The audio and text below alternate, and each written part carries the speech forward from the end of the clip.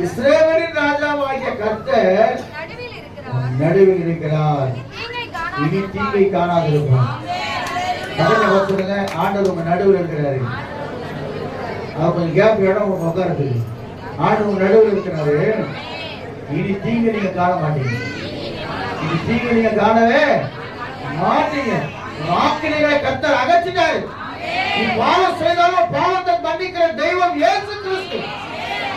இயேசு கிறிஸ்து ரத்த சகல பாவம் இருக்கிறவை சுத்திகரிக்கும். என்னதான் நீ பாவம் பண்ணி அசுத்தமா இருந்தாலும் இயேசுவே சொல்லும்போது உனக்கு இறங்கி கிரி செய்கிற தேவனாக இருக்கிறார்.